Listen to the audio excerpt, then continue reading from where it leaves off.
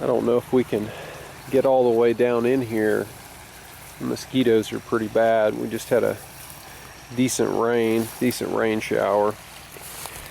I just finished reading a book that I wanted to talk to you about. The book is called The Third Chinese Civil War, and the author's surname was Liu, something like that. Can't quite remember the name of the book I read. That's pathetic. But anyhow, I did read it because I wanted to understand more about what exactly was this historical event, and how could communist guerrillas, the archetypical third world guerrilla movement of the 20th century, how could they overcome a nationalist government and a nationalist army loyal to this guy named Chiang Kai-shek that was able to withstand. He actually beat them. He actually beat the Chinese communists in the 1920s. He attacked them and defeated them multiple times. And then in the 1930s and 40s, his government withstood attacks from the Imperial Japanese Army, basically the best they had to offer, withstood them for years. And it's true that they defeated him in almost every battle, and certainly in most of the campaigns, but nevertheless he was able to hold out. How is it possible that this fairly small niche movement of communist guerrillas were able to defeat an entire country like China? How did this happen? And so I read this book, and it was produced, as far as I understand from the introduction and the preparatory material, it was produced by the United States government. They actually paid for this stuff.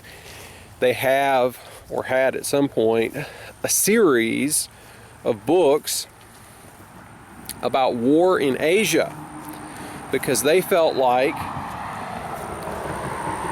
training their own military people, maybe their diplomatic people too, that they don't know enough about war in Asia, that they're deficient in that regard.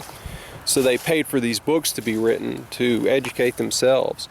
So it's almost something of like an internal document of what the Atlanticists want to train their military and political people into thinking, and particularly military understanding. So it's really shallow. It's a shallow book, and it only deals with strategic choices that were made during the course of the war by people like Mao himself, and Chiang Kai-shek himself, but particularly their lieutenants. So we're talking about the field marshals and the generals on the two sides of this Chinese conflict, decisions they had to make about troop movements, whether they were going to hold off on a certain battle, whether they were going to move the front forward or back, where they were going to strategically redeploy their troops in response to enemy movements, all that sort of thing. That's really what the book deals with, and that's really how it approaches the history of it. It doesn't deal with the economics, it doesn't deal with the politics, it certainly doesn't deal with the conspiracy or the metapolitics. It doesn't even really deal with culture, to be honest with you. And so, from my perspective,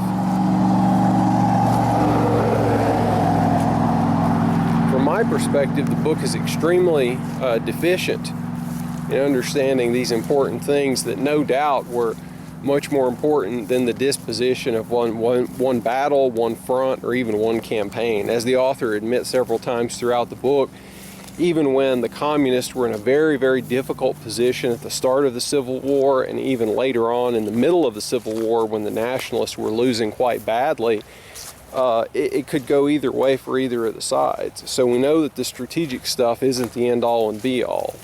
Now, my background to this was understanding that the Soviet Union was extremely friendly towards the Chinese communists over an extended period of time. The Soviet Union invaded Manchuria, which was of course Japanese-controlled territory for 15 to 20 years by that point. They invaded it after the first atomic bomb had been dropped on Japan, but before the second bomb had been dropped, if I remember correctly. And the Japanese had already been trying to surrender for probably 3 months or something like that. They just didn't want a complete unconditional surrender that would result in the destruction of their society, basically. They wanted to surrender honorably, and they weren't allowed to do so, and so they were finally forced to surrender unconditionally. What then happened is that the Soviets captured all that Manchurian territory and huge numbers of Japanese soldiers. They took away all their weapons, and they gave them in large part to the communist Chinese. Chinese communists got huge amounts of Imperial Japanese Army equipment. Now, also who got a lot of it was the North Koreans, the communist North Koreans. They got an incredible amount of stuff too. I think they got a lot of American Lend-Lease equipment that the Soviets no longer wanted. So not only did that happen, but in, I think, 1950, after the Chinese Civil War was over, large parts of Manchuria that the Soviets had captured from the Japanese were turned over to the new Chinese Communist state for free, including Port Arthur or Dairen or Dalian, whatever it's called, based on who controls it and what time period we're talking about. This highly strategic port, Port Arthur, that it was strategic for China, Russia, Imperial Russia, the Soviet Union, and Japan, but they gave it back to the Chinese for free. So that implies a pretty serious level of support, I would say, by Stalin and the Soviet Union for the communists. Now, what you'll read in the literature is people saying that, yeah, well, the Soviet Union helped out the Chinese communists a bit at the start, but then they just kind of stopped.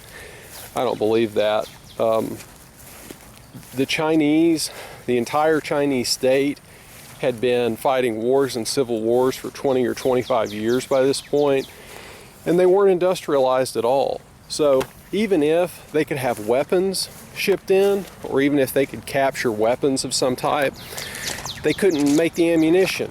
They couldn't make ammunition for mortars, for guns, for field pieces, for artillery, for any of that stuff.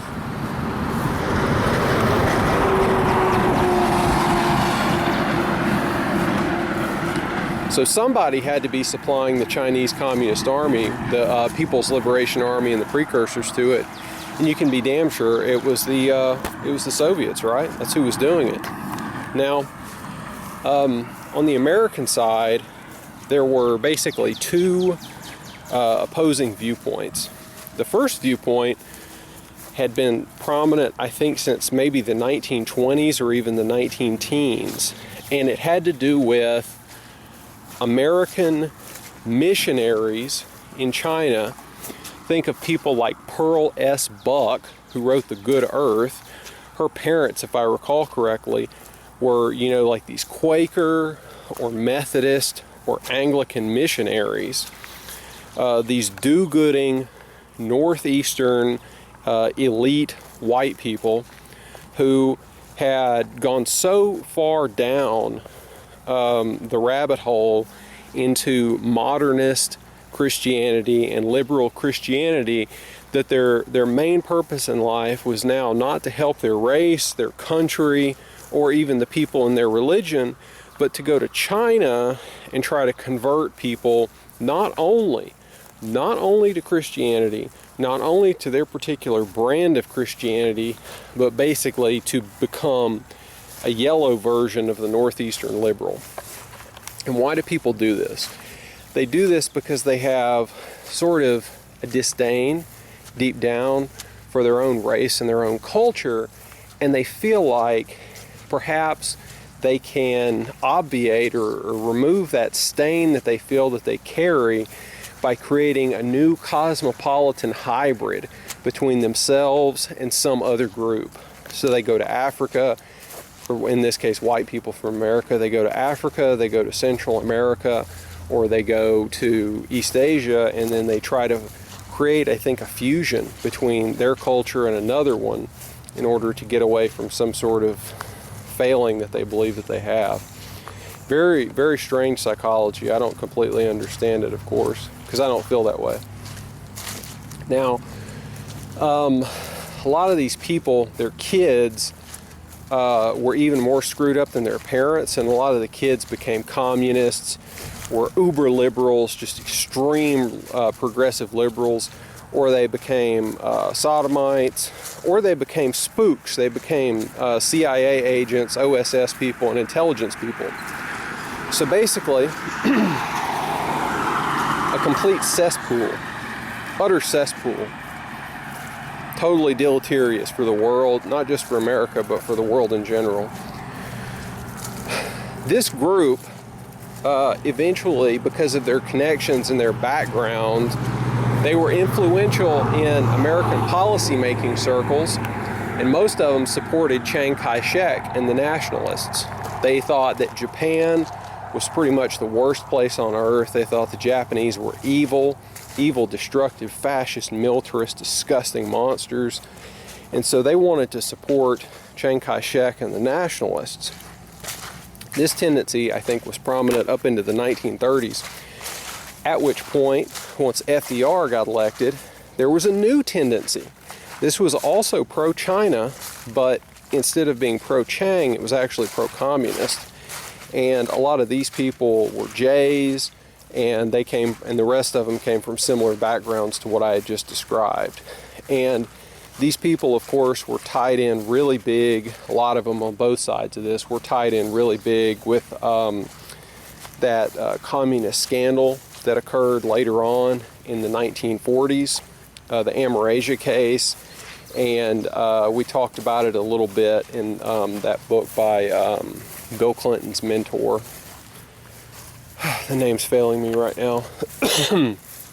So it's really a convoluted web that totally describes the Atlanticist persuasion, both in its liberal idea and then in its pro-communist idea too.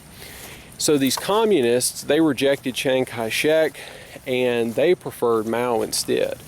And they were so successful in the FDR administration that by 1944, the United States had a little program colloquially known as the Dixie Mission, in which we, the United States, actually sent military advisors and I guess liaison officers, you would call it, to go to Yan'an, which is in the mountains in northwest China, and meet with Mao and work with them.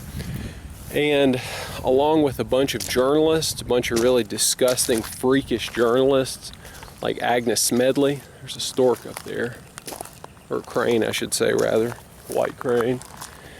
Agnes Smedley and a bunch of other freaks like that, and that one woman who was sleeping with Richard Sorge, the big communist in Japan, who was a German communist in Japan, who was running that spy ring in East Asia. All those type of people came up with the line that Mao and his communist folks were actually agrarian reformers rather than revolutionaries. Of course, none of that was true, but it was successful. So you now had two groups in the American government. One group was supporting Mao, one group was supporting Chiang Kai-shek. Everyone with a brain would have known that as soon as the Japanese were defeated, the communists and the nationalists were going to have to fight it out. Everyone would have known this because those groups knew it, and they certainly would have told their friends. In fact, this happened immediately, according to this book. According to Lou, they started fighting almost immediately an undeclared civil war while remaining at the negotiating table. They were fighting. Now, the fighting went on for something like 2.5 years before the Chinese communists won, and the nationalists started out in a much better position. So how is it possible that the Chinese communists won? The book describes, as I said, one strategic component. They were fairly evenly matched in terms of the quality of their generals. Maybe the communists even had an edge. Where they weren't matched and where the communists had a huge advantage was in the quality of their myth, of their ideal, of their ideological consistency and dedication. They had strength of will. So, what happened? Whenever the communists won a battle, well, let me say first, whenever the nationalists won a battle, they improved their strategic position. They advanced a bit forward, they chased off a communist army or some sort of field group, they chased them back, they inflicted heavy damage on them. The communists lost materiel, they lost more men, etc. All these things that you would normally think would follow from a victory. The nationalists gained those things. When the communists won, by contrast, they found that the enemy typically surrendered before it was completely defeated, or they fled the battlefield before they were completely defeated. So the nationalists broke sooner, broke faster, left their weapons behind, and if the communists were able to capture nationalist soldiers, they would often join up. They would join up with the communists without being threatened all that much. And so what this means is that the nationalist morale was poor. They did not have good morale. The result of this was that every battle that the nationalists won had a certain good amount of effect for them, but every battle that the communists won, the effect of it was amplified because they actually got stronger and they inflicted heavier casualties per capita, I guess you could say, per battle, per amount of men involved, than the nationalists did to them. So you could imagine, if you and I have the same strength and we're just doing something like flipping coins to see who's going to win each battle, and the likelihood of you winning or I winning is 50-50, and it continues like that, okay? The nationalists started out with an advantage, but every battle they lost, they got weaker and weaker.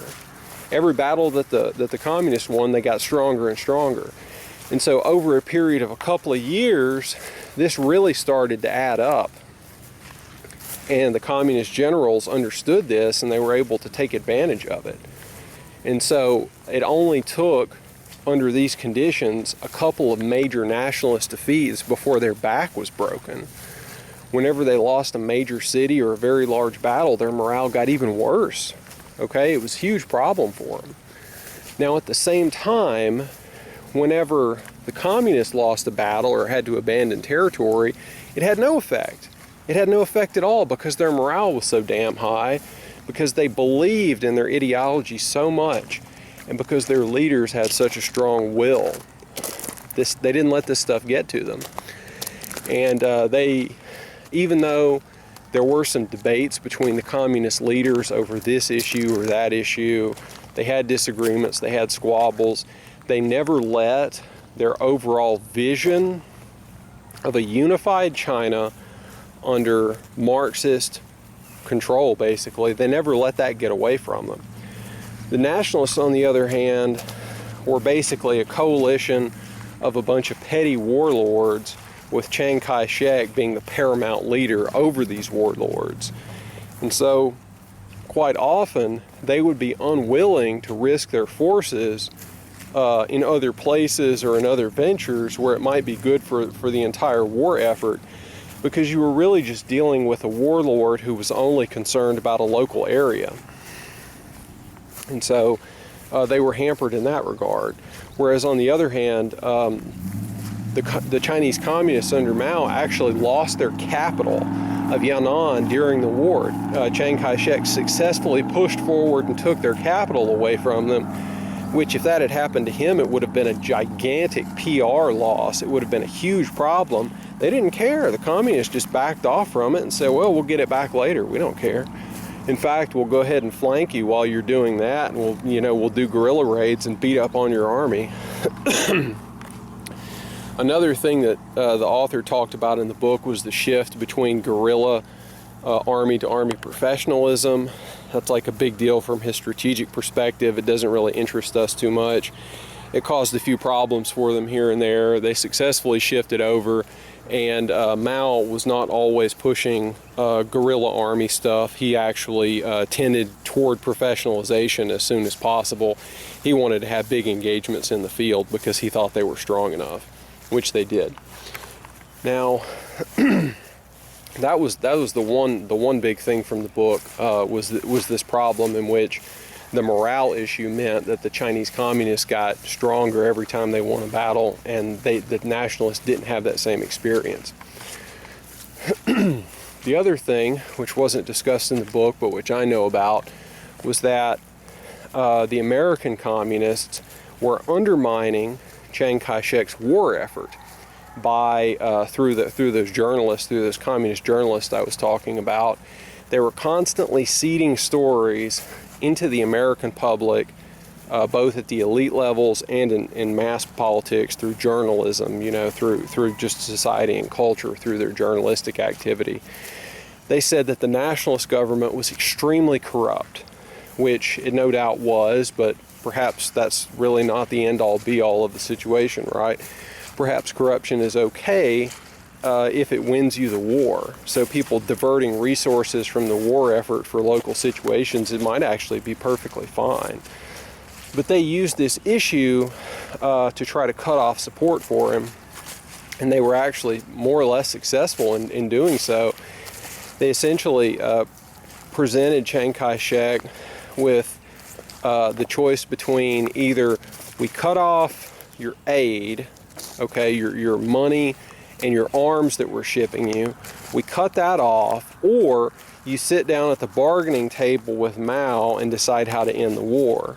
When in fact, neither Mao or Chiang Kai-shek were ever going to be able to reach an agreement and end the war. It just wasn't going to happen. It was going to be an ideological and a power struggle to the death between these two, this like authoritarian despotism of the nationalists and then the Marxist-Leninist totalitarianism of the Maoist group. So it was really, like a false choice that was never in fact going to work. And so these guys who were forcing Chiang to make this choice, they sort of knew this, and they were just trying to hurt him, and they did. And so the Chinese nationalists ended up in this situation analogous to the Finns, to Finland in the Winter War, in which the Finns had Britain and the United States talking really big about, we're going to help you, we're going to send you money, we're going to send you some volunteers, we're going to send you arms, all these things. But actually, the Americans and the British just fucked around for 6 to 8 months and did nothing, and probably hurt the Finnish war effort because, and you can say this about Chiang too, if I tell you that I'm going to help you in your fight, okay, and you trust me, and Chiang could go to his people and say, look, I've been dealing with the Americans for 25 years, I've converted to Christianity, which he and his wife, and I know all these people. They know me, they know my family. I've had them in my home, I've been in their homes, I've made trips to the United States, all this sort of thing. The Americans tell me that they're going to send us money and they're going to send us arms. You can rely on me. This is what he would be telling his peers and his fellow warlords. And then it doesn't happen. It doesn't come through. He doesn't get the help he needs. He doesn't get the weapons. He doesn't get the money. Can you imagine what that would do to his peers' confidence in him? Not only to his war effort, because he's going to allocate certain troops and resources to certain areas with the expectation of getting this aid, which they've cut off or strangled or never even intended on giving him in the first place. So you can imagine how deleterious that would be. Now, that's a political problem that's not discussed in the book whatsoever, totally glossed over. And I don't know how you could do that in good conscience, but the guy, he's got a purpose and he's fulfilling it and he's getting paid for it, so you can understand how it would happen. But it's like a glaring oversight that I don't think I couldn't handle that myself. Now, what else? I made another video about Mao and Chinese communism. I think I talked about Lenin a little bit more in that one. But my experience, my understanding of communism is that it's really a grammar. And I never posted that video, by the way, and I may not. But communism has a certain grammar to it. It's like a religion. And so you can imagine Catholicism or National Socialism or Marxism, Leninism, or even free market liberalism or progressivism. All these different ideologies have a certain grammar, they have a certain vocabulary, they have certain buzzwords that they talk about. They have a way of articulating certain concepts that they think are important, whether they're good or bad, doesn't matter. So they're a lingo, they're a language and a thought process. Every one of these ideologies is like this. Some people, I'd say like me and probably like you, we actually believe this stuff, okay? We've thought about it a lot, and we've come to the conclusion that one of these particular ways of thinking is actually true and good and just and right. Now, not everyone's like that. Some people are total pragmatists. They have, as Lenin is said to have had, they have total tactical flexibility. They will adopt any position today, advocate for it, and then another day they will abandon it and argue the reverse. And it doesn't trouble them at all. It seems to me like these people subsist entirely on the strength of their own willpower. They don't need objective truth. They don't need outside validation. They're simply lusting after power. And so this is how I view Mao and Lenin. And a good example of it is this. One of the reasons why the Chinese communists were able to hold on to territory that they had captured is that when they would go into an area, they would divide up the local population in terms of class. Typical Marxist behavior, economic class. Now, maybe the top 5 to 10% of the population, the rich people, they would be classified as landlords. And they would be drug out into the street, and they would be stripped naked, they would be raped, they would be bayoneted with bamboo spears, flayed alive, sodomized with bamboo, and then burned or shot or strangled or whatever, And this would be typical revolutionary, far left revolutionary activity coming right out of the French Revolution, 1848, the Bolshevik Revolution, all this other stuff is typical. And what it does is it sort of fuses that new proletariat together, because what you do is you encourage the peasants, the local people, the poor people, the marginalized folks, supposedly, to actually kill the rich. You don't necessarily do it yourselves, you kind of show them how to do it and you help them do it, but you really get the peasants to do it. And that sort of binds together a new moral and a new ethic with the blood of these so-called exploiters. Now, the upper peasants and the middle peasants, they don't really mess with you because they don't want to get the same treatment, so they sort of lie low. All of the property that used to belong to these landlords, you divide up amongst the proletariat. So now everyone's happy, right? Everyone's happy except for the landlords who died. Now, you can justify this in terms of traditional Marxist-Leninism. We're going to call it land redistribution. We're going to call it land reform. And it's great because the Chinese people, they're smart, they're industrious at this point. They're smart and industrious, and they've been farming for, 6,000 or 7,000 years in this area. So they know what to do. Okay, they've been living under Darwinian conditions. They know what to do with these rich people's land. They're going to farm the hell out of it.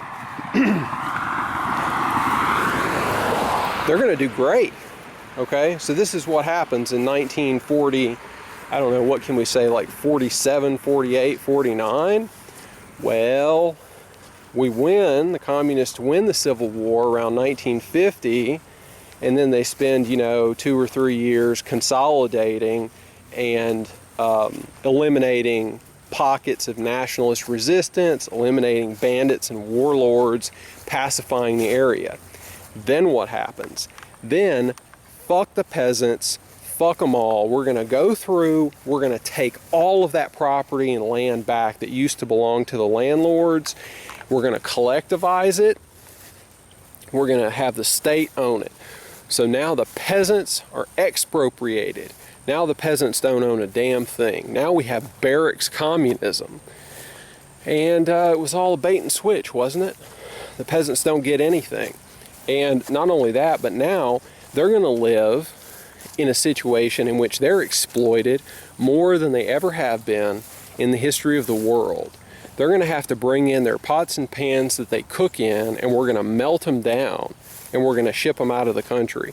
We're going to take the clothes off of your children's back, and we're going to ship them out of the country. You are going to lose all of your herd stock, or your hoof stock, your livestock. You're going to lose all your animals. And so what people did was they went ahead and butchered them and ate them so that at least they would get something out of it. So just like always, this Marxist nonsense causes the complete destruction of rural life and completely shreds the fabric of indigenous societies.